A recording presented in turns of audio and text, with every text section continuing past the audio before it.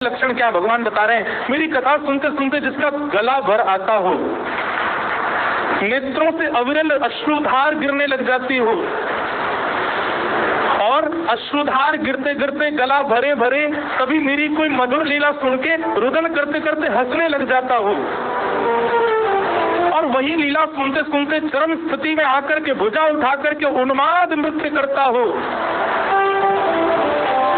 कभी हंसने लग जाए कभी रोने लग जाए, भुजा उठा करके बिना चिंता किए कौन क्या कहेगा मेरे संकीर्तन में नृत्य करने लग जाए।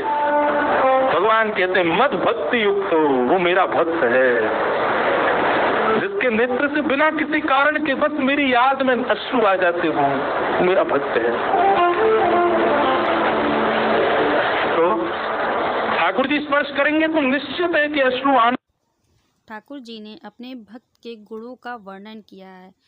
सभी को भक्ति प्राप्त नहीं होती ठाकुर जी की। राधे राधे।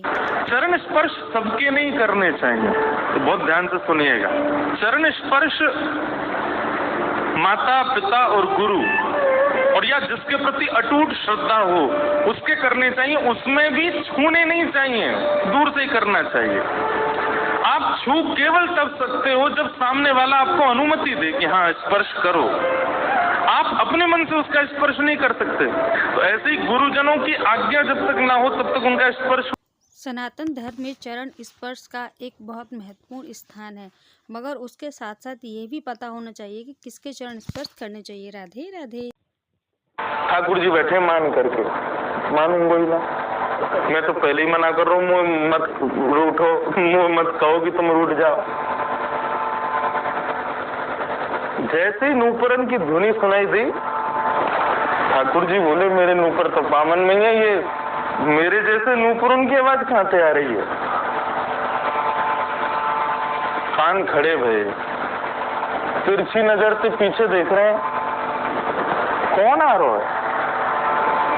इतने में ही लता गुल्मों के बीच में से श्याम सुंदर स्वरूप धारण करके श्री यमुना महारानी को आविर्भाव थे। जैसे ही तिरछे नेत्रों से ठाकुर जी ने देखा तो जा शिला पर बैठे, जा स्थान पर बैठे, वहां से गिर गए नीचे और बस देखते ही रहे, देखते ही रहे। देखूं नंद कुमार, नयन भर देखूं नंद कुमार। यह कथा जबकि है जब श्री कृष्ण का रूप धारण करके माँ यमुना नदी आई थी और इतना अद्भुत रूप बना था कि श्री कृष्ण भगवान भी चकित हो गए थे। राधे राधे। अरे जय भैंसा पे बैठोगे, इतकू आओ। जो लोग बोल रहे, ठाकुर जी के पास गए, श्रीनाथ जी बोले तुम्हें पता भैंसा कौन है? बोले कौन है? बोले हमारी पत्नी कौन है? श्री यमुना जी, और यमुना जी के भैया यमराज जी, और यमराज जी को वाहन है भैंसा।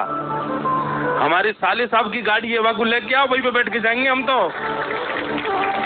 अरे हमारे सारे डोलो करें, वहां पे बैठ के हम डोलेंगे आज।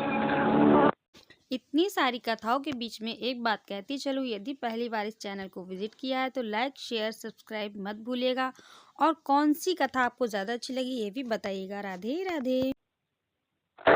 तुलसी के सूखे लकड़ों से ठाकुर जी की आरती करते हैं।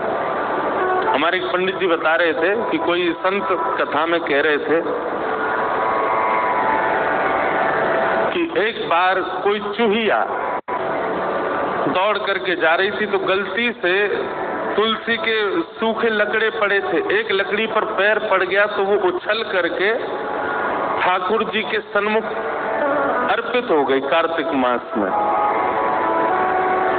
तो उसका परिणाम ये हुआ कि वो अगले जन्म में ठाकुर जी की कोई अनन्य सखी बन करके आई, अनन्य कोई प्रियसी बन करके आई। तो हम सब चुईया तो नहीं है, हम सब तो मानव हैं। कहने का अभिप्राय, भूल से भी यदि ठाकुर जी को तुलसी अर्पित हो जाती है या तुलसी के सूखी लकड़ी से ठाकुर जी की आरती हो जाती है तो कार्तिक मास में उसका फल।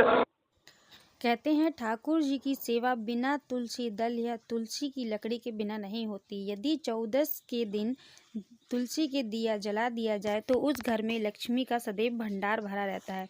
यदि जानकारी अच्छी लगी हो तो लाइक शेयर सब्सक्राइब करना मत भूलिएगा। कमेंट सेक्शन में राधे राधे लिखना मत भूलिएगा। राधे राधे, श्री शिवाय, नमस्तुभ्यम, हर हर महादेव।